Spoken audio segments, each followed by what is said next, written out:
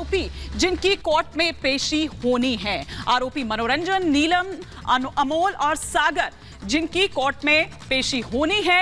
इसी को लेकर थोड़ी ही देर में दरअसल चारों की पटियाला हाउस कोर्ट में पेशी होगी। दिल्ली पुलिस सभी आरोपियों को पटियाला हाउस कोर्ट में पेश करेगी। जैसा कि मैंने पहले भी कहा, इनके नाम मनोरंजन, नीलम, अमोल और सागर, जिनको पटियाला हाउस कोर्ट में पेश किया जाएगा। क्या कुछ जानकारी मिल पा रही है, इसे लेकर मैं सीधे रुक करूंगी। ग्राउंड पर इस वक्त मौजूद है मेरे सहयोगी वैभव। वैभव, क्या जानकारी, पहुंच चुके हैं क्या?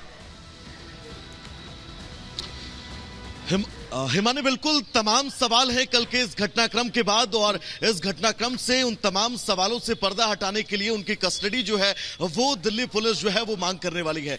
पटियाला हाउस कोर्ट के बाहर ही हम इस वक्त मौजूद हैं। यहां पर हलचल बहुत तेज है। बताया जा रहा है कि किसी भी वक्त वो चारों आरोपी जिन्होंने कल इस पूरे घटनाक्रम को अंजाम दिया और सुनियोजित तरीके से अंजाम दिया, और न सिर्फ अंजाम दिया, संसद की सुरक्षा में चूक को लेकर एक बहुत बड़ा सवाल खड़ा कर दिया, जिस सवाल को लेकर अब तमाम लोग जो हैं वो आरोप प्रत्यारोप भी लगा रहे हैं। अब से कुछ देर बाद इन चारों आरोपियों को कोर्ट में लाया जाएगा, और कोर्ट में लाने के बाद यह तय है कि इनकी जो है वो पुलिस रिमांड मांगेगी, क्योंकि बहुत सारे सवाल हैं। इसका मास्टरमाइंड कौन था? जिन 7 नामों के अब तक खुलासे हुए हैं, क्या सिर्फ ये कड़ियां इन 7 नामों तक जाकर रुक जाती हैं, या फिर इनके पीछे कई और नाम हैं?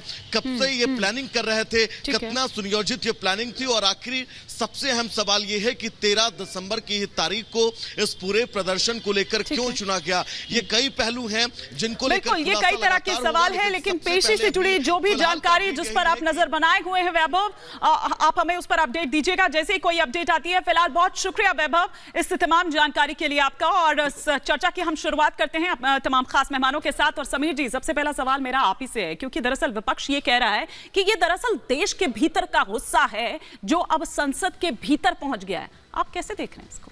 देखिए, विपक्ष इससे ज़्यादा की उम्मीद नहीं की जा सकती। आप देखिए, जब भी कभी राष्ट्रीय सुरक्षा का मामला हो, आंतरिक या बाहरी अटैक का मामला हो, या संसद का हमला मामला हो, या जैसा कोई भी मामला हो जिस पर देश की सुरक्षा के ऊपर आँच आ सकती हो, विपक्ष से ऐसे ही बयान की उम्मीद की जा सकती है। आप देखते हैं, जब सेना सर्जिकल स्ट्राइक करती है तो सेना से सबूत मांगे जाते हैं। चीन का अटैक होता है, चीन पर अगर भारतीय सेना कोई कार्रवाई करती है तो उसके सबूत मांगे जाते हैं। आर्टिकल 370 हटाई जाती है तो उसके ऊपर प्रश्न चिन्ह खड़ा किया जाता है। और जब संसद का मामला आता है तो ये किया जाता है। और आप देखिए कांग्रेस के लाइन, कांग्रेस के लोकसभा में नेता अधीर रंजन चौधरी का क्या बयान था। उन्होंने यही कहा ना, उन्होंने उन्हीं लोगों के हाथ मजबूत करने की कोशिश की है जो लोग ये चाहते हैं कि भारत के अंदर शांति और सुरक्षा का गंभीर खतरा पैदा हो। और उन्होंने कहा कि भाई, प्रधानमंत्री मोदी ने सत्र के पहले कहा था कि बाहर का गुस्सा सदन में मत निकालिए। और अभी भी कुछ कह रहे हैं सर, बड़ी खबर आ रही है, मैं लौटूंगी आपके पास।